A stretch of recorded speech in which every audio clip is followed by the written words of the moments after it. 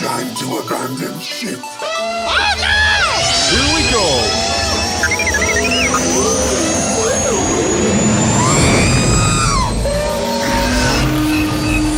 Can I persuade you to join us for a drink? It's a tradition. Here, here. Jar Jar, homie, my main man, quickly. Before the Separatists attack, get into the escape pod. Hey! This is escape, then we're the pod.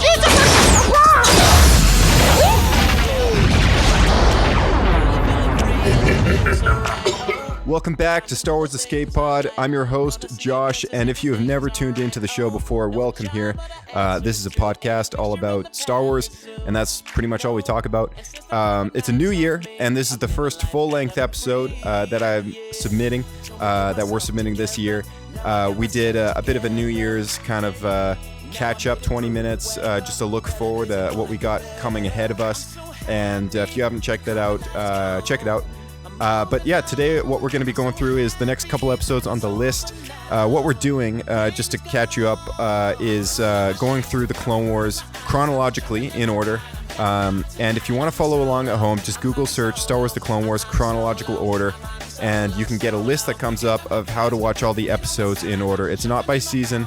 It's a very strange kind of viewing order, but it's the chronological way to do it. So currently we are on number 201, episode 201, that is item number 25, and we go through to item number 27 on the list, which is episode 203. Again, this list can be found at StarWars.com, Star Wars Clone Wars chronological episode order, and all the episodes can be found on Disney Plus, with more coming in February. So, without further ado, let's dock our escape pod at the wheel, and Diego's waiting for us in a cantina aboard the wheel. It's a big, giant space station, so should be a cool environment. So let's go chat with him now.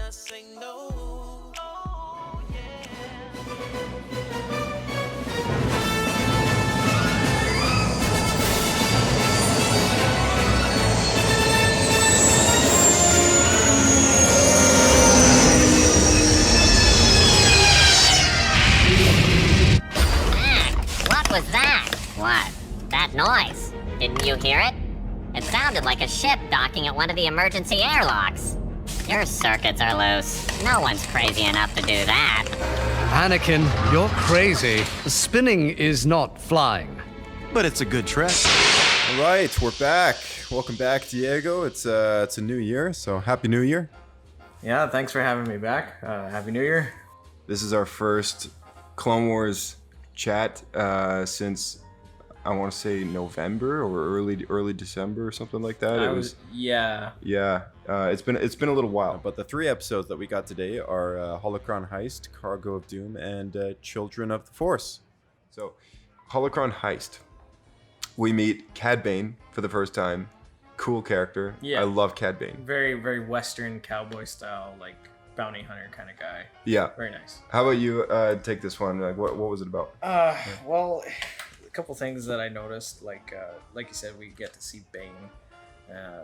Bane he's a bounty hunter, and it's cool because he's a little different. So he's like a Western kind of guy, like 2 blasters. They sound different.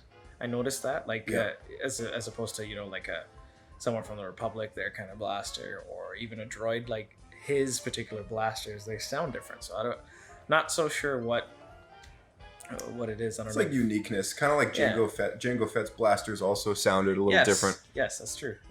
Yeah. Yeah, that's a good point. And like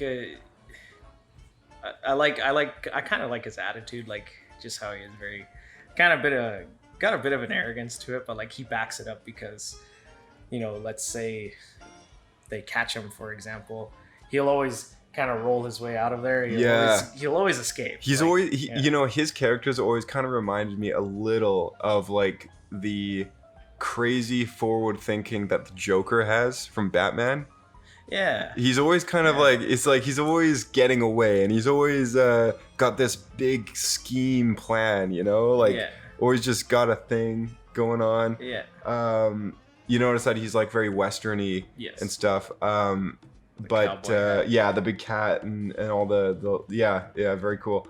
I think what what is important to take away from this episode is that Cad Bane, at this point in time, since Jango Fett's death, because Jango Fett was at the time of his you know, I guess his the prime of his life.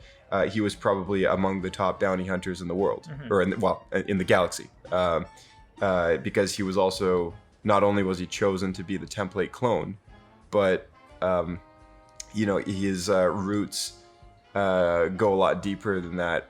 When you know, we see him, okay, it's like he's actually also working with Dooku, you know, on Geonosis here, and he's got a bigger role to play. So since his death, I think Cad Bane has actually grown to be the 1 bounty hunter in the galaxy at this point in time, which really says something, because when the episode picks up, he's on a call with Darth Sidious, and you know, and Sidious wants to enlist his help to, you know, steal the holocron from which contains a massive list of every force sensitive child, whether it be human or alien or whatever, throughout all the galaxy. The future of the Jedi. Yeah, he basically, his plan is to get this holocron, get a Jedi to open it, and then find all these force sensitive children and destroy them or turn them to the dark side, along those lines. Pretty good plot, if you ask me. Like that's a lot of work, but if anyone is the guy to do it, it would be Palpatine for sure. Like he definitely would. He's got some twisted plan. Oh yeah, definitely. Very large, you know, big idea. That's like a master plan. Another cool thing I noticed is something that I don't think we've ever seen before is like, do you remember that battle in this episode where Ahsoka and Anakin are in space and they have those helmets on? Yeah. And they're fighting in space. That's kind of, I thought that was kind of neat to see, because we don't really see that. Like, other than, you know, being in ships and stuff, but they're in ships. You know, they've got. Is this about oxygen, right? Is this about Cargo of Doom, the next one? No, the Holocron was Heist. That not the Holocron Heist was Cad Bane breaking into the Jedi Temple. Cargo of Doom was that episode. Oh, okay. Never mind. Before we talk about that one though, because that's a good point. You mentioned to me, and I wrote it down, that Cad Bane's partner is a Claudite, the shapeshifter. Yes. Yeah. Yes. So that was kind of cool to just see like another shapeshifter bounty hunter out there using their ability to, you know, do their bounty hunter job. Not all Claudites are bounty hunters, but you know, it was interesting to see like, okay, there's more than just Zam Wesell out there, who we saw in Attack of the Clones. You know, this is not the same character, different character, but same species. So yeah, that's a good point as well. She got darted in the neck by Jango. So back to Cargo of Doom now, which is that's the second one, right? That's the next one, in this trilogy. Yeah. Number 26 on the list. So Ahsoka's outfit change. Yeah. So with that was I guess it was to keep the body warmer, you know, from the cool of space. But you were talking about the helmets, and that is something new that I guess we haven't really. I think we've seen it once. We've seen it once when like Obi-Wan.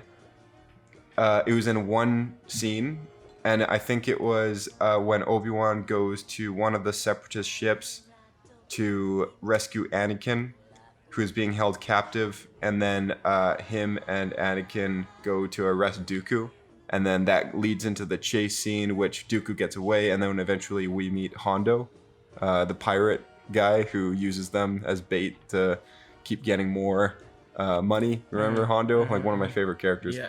Welcome to Flora. You know, he's got the little monkey guy. So it was in that episode. We had one shot. It was very quick of Obi-Wan with a jetpack flying through space with a helmet, sneaking aboard the Separatist ship or whatever to rescue Anakin. So we've seen it before, but we got a really good look at it this episode, which is nice. So it's cool to see that, like, just again, like, like, wow, like I didn't know that was a thing, you know, Yeah. like just more tech stuff that just increasing the lore of things. And Another cool point on that episode is the night vision of the clones. yeah, That's something that we not a lot of people know that the Yeah. antennas on their helmets are like Rex says, okay, go into night vision. They all have their binocular attachments, but then he's got his antenna, which he flips down. It's like, oh, that's cool. That activates the night vision on his helmet. So whenever you see a clone with an antenna, if they fold that down, it acts as a scope and a night vision tool. So I can't really think of another moment we see that. I mean, probably Kashyyyk in episode 3. I think there's a scene where they zoom into something, but I think that guy had binoculars on. Earlier on in the show, those red binocular attachments on that Rookies episode, early on in the show, when they were defending the Rishi Moon outpost, and we meet Fives and Echo and Heavy. That episode, we see the guy patrolling the landing platform. He used those to they were binoculars. But I guess there's a alternate function of also like, you know, having them down and just using them to activate night mode or whatever. Yeah. Same with Rex's scope. He's used it before, I think in the Clone Wars movie, like the animated film, he's used it to zoom in on something. He's pulled it down and kind of telescoped in. But yeah, it again also acts as like a night vision tool. So that's a good point. There was that line, I don't know if you caught it, when they're in the cargo, you know, area, and he kind of baits Ahsoka to chase after him, Cad Bane, and Ahsoka runs through the doors, and then you hear Anakin going like, Ahsoka, wait, like we'll take them together, and it like really reminds you of the relationship he had with Obi-Wan when he takes on Dooku, and he's like, Anakin, wait, you know, Ends we'll up go losing together. a limb. Ends up losing a limb, and then also Ahsoka ends up getting captured. You know, it's the same results. Like, you know, you always have that awkward kind of, okay, apprentice feeling really pumped up about things. You know, going after the enemy. They think they can take him, but they can't. You know, that they need the master with them. They need to take them together, work as a team. You know, it's a constant theme through the prequels. Master and apprentice, all that stuff. So that was kind of a nice callback. Anakin, you know, getting a taste of his own medicine. We also see him pretty ticked off when Bane gets away. We're actually, before I move on to that episode, do you have anything for the second episode, or is for the next one? No, I think that I was. Okay, cool. For that one. Excuse me. So the last one, I guess, was Children of the Force. Number 27 on the list, episode 203. Anakin's pretty ticked off in the beginning. We have a very, you know, I guess, anger intensifying moment when Bane gets away, you know, with the Holocron, and he, you know, he basically tells Admiral Yularen, lock down the hyper rings, and then he's like, wow, why, what could possibly go wrong? Like, you know, everything was fine a moment ago. Like, he questions Anakin's orders, and then therefore Cad Bane gets away, you know, due to the like lack of responsiveness of others, you know, incompetentness. You know, Anakin, you know, basically loses Cad Bane due to that, and he's just ticked off, you know. But he disguised himself. Cad Bane disguised himself as a clone. Because there's a little cutscene in there where it looks like a clone shoots Cad Bane in the face, and then we see Cad Bane like outfit and body fall his down body off drops. this little hanger, and that's, you know, it gives you the illusion like, okay, he's dead. Like, he's dead. Yeah. But no, he actually I guess took out that trooper. Well, obviously took out that trooper, then disguised himself as that trooper, and then just kind of faked his death. Yeah, exactly. Yeah. So very, very smart guy. Just in the few episodes we've gotten to know Cad Bane, he's a very very devious, resourceful, smart guy. Like, pretty awesome character, I'd say so far. Yeah, for sure.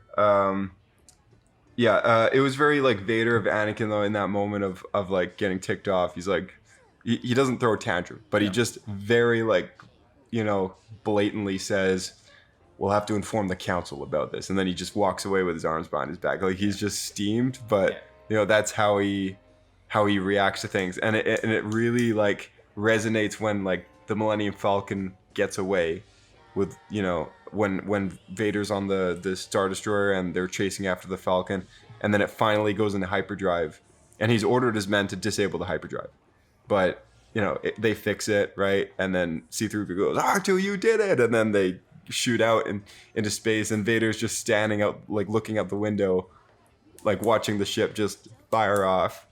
And you know, and you'd expect him to like do something, right? Like choke the guy to death, whoever was responsible for the team that went aboard and supposedly disabled it, whatever, right? Yeah. But nope, he just puts his arms behind his back, turns around, walks down the bridge. Yeah. You know, just like what we see him do in this episode. And it's a very subtle thing, but you know, the directorial moment of that was really well done. Yeah. You mentioned Star Destroyer. You remember that one scene where we see that like it's a Republic ship, but the outline of it looks very much what becomes this, you know, Star Destroyer. Yeah, the Venator Republic Venator classes. Yes. Yeah. Yes.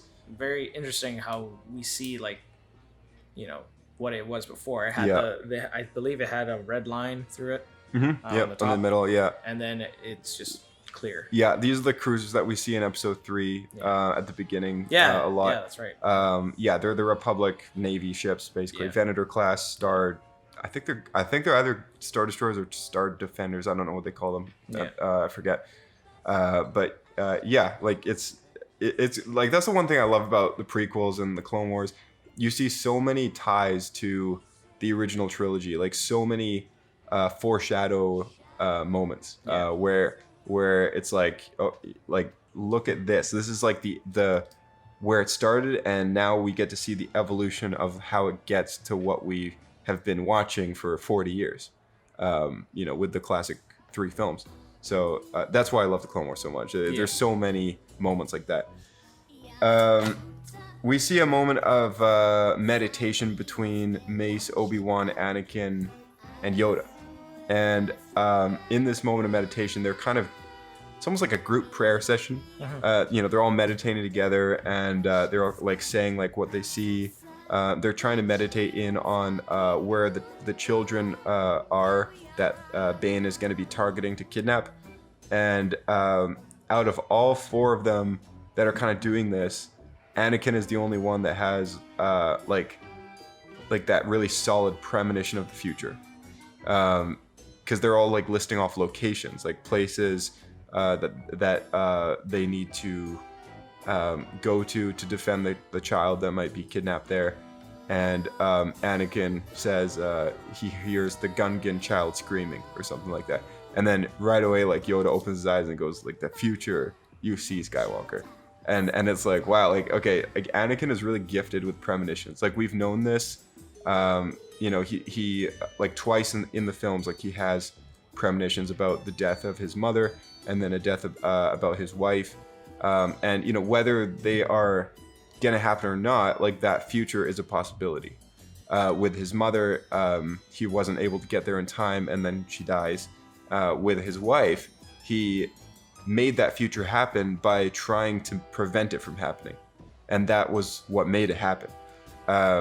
So like, you know, the Force is like, the future is always changing and shifting with the events that happen right now. But the Force is very clearly speaking to Anakin all the time, you know, because he's so gifted. He's the chosen one. And he has a very strong gift of premonitions of seeing the future. So it was really cool to see that in this episode as well. Just like getting that call back to, you know, his ability to communicate with the Force in that sense. How'd you like the Gungan city above ground? That was kind of cool. We've only seen Gungan cities below the water. Yeah. This was the first episode we've seen another Gungan city, not like the capital. I forget the name of the capital where, you know, Boss Nass and Jar Jar come from. But there's other Gungan cities out there. Naboo is a big planet. This was just a very cool, like, expanding moment where we see another Gungan city. It was kind of short-lived, though, because it was very, like, yeah, we see it, but it's kind of like a clip.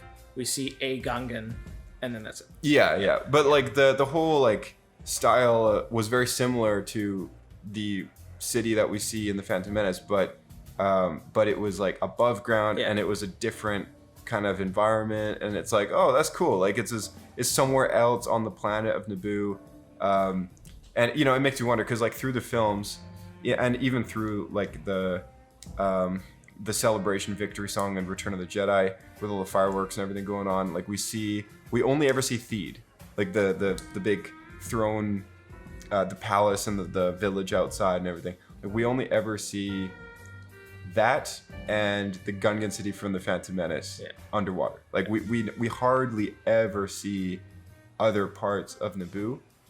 We've had more moments with like the Blue Shadow Virus duology episode and all the other episodes that take place on Naboo through the show.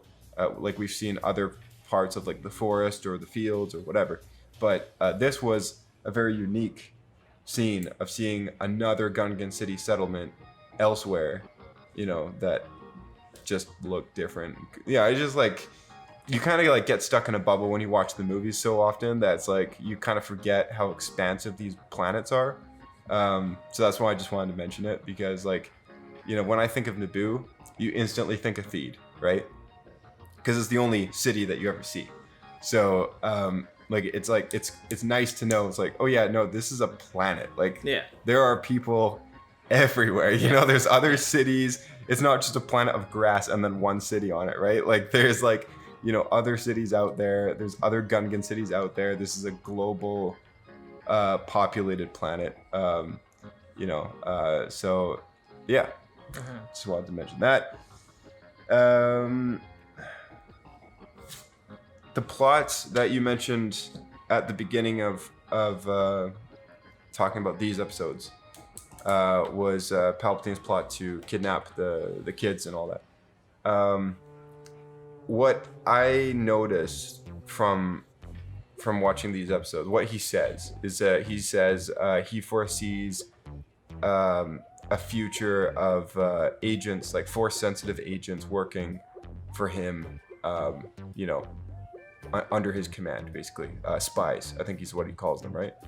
It was that little line that he has on Mustafar when they go to Mustafar. Yeah. But this, like, I don't want to spoil it for you or anything like that, but like, because have you seen anything about Star Wars Rebels at all? I've seen a few clips on YouTube. I haven't, like, there's one where Darth Vader fights this one guy in like an X-wing pilot suit, it looks like. I remember that clip, and I also remember one with Obi-Wan Kenobi and Darth Maul fighting. I think that was in Rebels, I think. Yeah. And that's really, other than that, that's really all the Rebels stuff I've seen.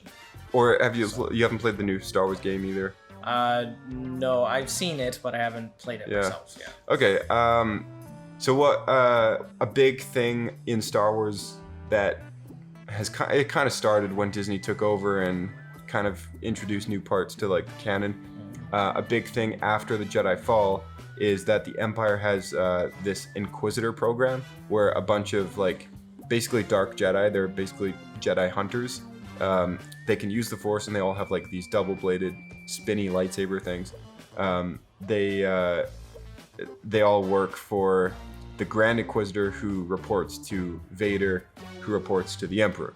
And what we see here is Palpatine's vision of that taking place, him trying to make that a reality by kidnapping baby Jedi, well, you know, infant Force-sensitive children. Yeah. And trying to turn them into Dark Warriors by means of surgery and perhaps like whatever other Sith alchemy, you know, ways that they do this. But I think what he's trying to do is make them kind of almost like obedient, you know. There's ways of doing that with surgery that we find later on has to do a lot with the clones as well. So I think there's some similarities there. You know, he wants to take these children, make them completely obedient and basically like mindless drones working for him and reporting to him, and then acting as like superhuman spies, with Force abilities that he would train as not apprentices but agents, like spies. So it's a plot that kind of seems silly at first, but it really fits in with like what comes later. This is a guy that's trying to just fulfill the vision of the future that he has in mind, and this is a very Palpatine thing to do. He foresees the future, and he goes at it by all means possible to try and make that a possibility. We've seen it with him trying to turn Luke to the dark side. We've seen it with his success in converting Anakin to the dark side, and we've seen it with him in the most recent film having foreseen Rey and Ben Solo sitting on the throne of the Sith, and him trying to make that a reality by that weird sacrificial Sith kind of thing that he has, which his spirit's gonna enter Rey and take her over or whatever. I don't even know how that all works yet. I'm still trying to figure that out. But he's a guy who he sees the future, and he wants to act. He wants to make it possible. Yeah, he's like, hey, I want that. Like, he's always wanting more. And this is actually like George's words about the Sith. Like, George Lucas, like what he said about the dark side and the Sith is like, the Sith are all about greed and power, and they're power hungry. It's never enough. They're always after more. There's a really cool interview that I think, I'll play a little clip of it now. And George is basically talking to the writers of the Clone Wars about the Force, and like what the Force means, and what the different sides of the Force is. So we'll play that now, and then we'll wrap up the episode. Before we play that, I just want to make one quick point. So you mentioned Mustafar, and that actually brings up a couple points I wrote down. It was cool to see, like, other than I believe Episode 3, of course, and I think there's a scene in Rogue One where we see Vader on Mustafar, if I'm not mistaken. Yeah, with when he talks to Orson Krennic. Yes, and I don't think we see it in the sequels. No, we don't see Vader's castle in the sequels, but in Episode 9, when Kylo Ren at the beginning, he's like tearing apart all those people at the very start where he gets the Wayfinder device. Yeah. That is supposed to be Mustafar. Oh, yeah. Okay. Well, other than those scenes, I thought it was pretty cool to see Mustafar really in this particular case, the first time before what we, we're so used to is like, first time we see Mustafar is, Obi-Wan and Anakin fight. Anakin chokes out his wife. She just kind of sits there, and then Obi-Wan and Anakin duke it out, and then he loses all his limbs and gets set on fire, and we all know the rest. But I thought it was pretty cool to see that. I noticed a lot with that particular scene where they go back into the same hangar where they fight, and Anakin, when he lands on it in Episode 3, he kills all the Separatists, but it was cool to see that a lot of the same sounds and the visuals, they're the exact same as Episode 3. The creaking and groaning of the facility, and like when the towers fall into the lava, it's the exact same visuals we see, like the that touchpad that is always going the crazy. blinky sounds that the panels are making on the computer displays. It's all the same sounds that we hear. And it's cool to kind of have that little flashback of Episode 3. But again, another thing that I notice is as that hangar falls down, I don't think it's the only hangar on the thing, but you notice how it's very, very similar to the exact same one we see in Episode 3. Yeah, it is. Like, it looks the same. Like it's got the shield, the shield devices protruding from the balconies that have all the tunnel walkways into that little control center. They all look the same. Yeah, for sure. It's all built into a cliffside near the lava. And I think they're using the lava as like a source of energy, I guess, maybe. That's a good point. There's a lot of foreshadowing that happens when they go to Mustafar, and I guess chronologically speaking, this is the first time we see Mustafar. So if you were to watch Star Wars completely in order, starting from like the Phantom Menace, this is the first time that that you would really see that planet. So it is a very interesting moment of like foreshadow. But yeah, thanks for bringing that up. Yeah, no problem. So let me just play this clip, and then we'll go into the outro right here. So actually, yeah, before we do that, thanks again for coming back on the show, Diego. Yeah, thanks for having me. Yeah. Good to be back.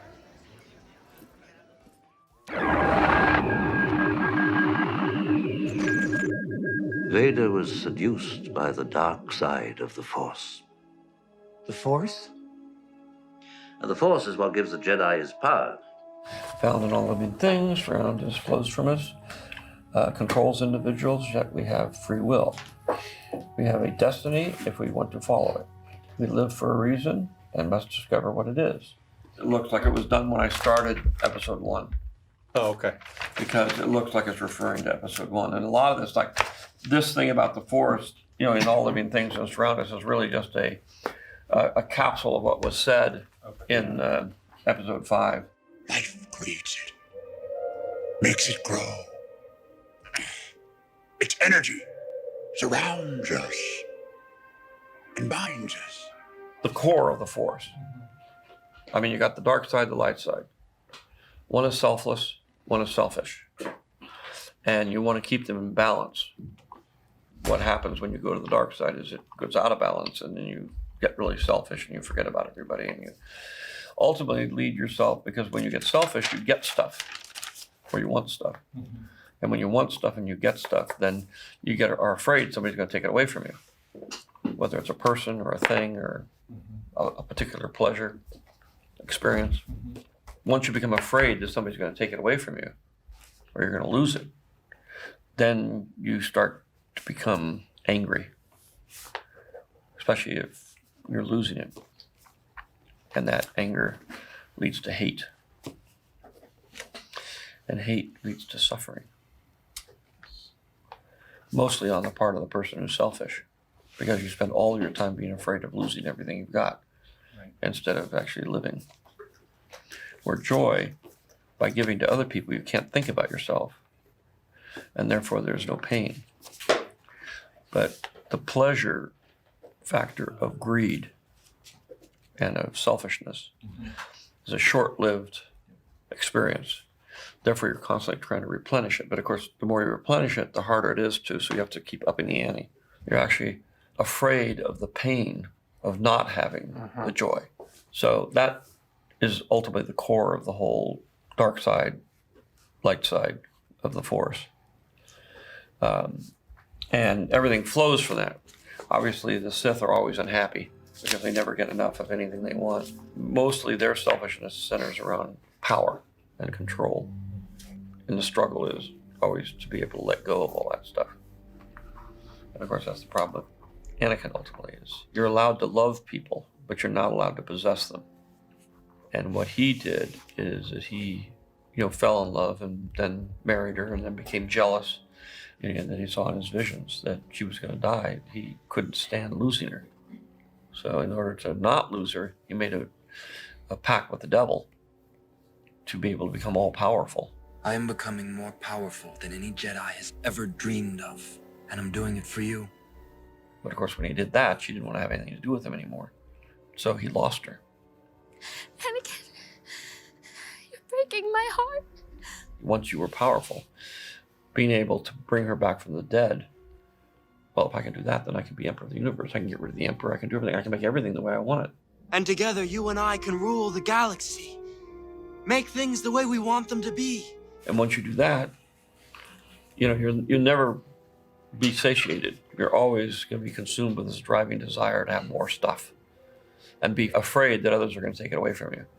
And of course they are. Because every time you get two Sith together, you have the master, you have the apprentice, and the apprentice is always trying to recruit another apprentice to join with him to kill the master. Luke, you can destroy the Emperor. He has foreseen this. It is your destiny. Join me, and together we can rule the galaxy as father and son. And the master knows that he's basically everybody below him wants his job. Your hate has made you powerful. Now, fulfill your destiny and take your father's place at my side. Only way to overcome the dark side is through discipline. The dark side is pleasure, biological, and temporary, and easy to achieve. The light side is joy, everlasting, and difficult to achieve. The great challenge must overcome laziness, give up quick pleasures, and overcome fear, which leads to hate. Amen. Now let us pray. Remember, the Force will be with you, always. All right. Doesn't get too much better than that. George Lucas just talking about the Force. I could listen to that for hours. So yeah, thank you for joining us right here on Star Wars Escape Pod. It's what we do. Talk Star Wars, keep it alive, keep the fandom going.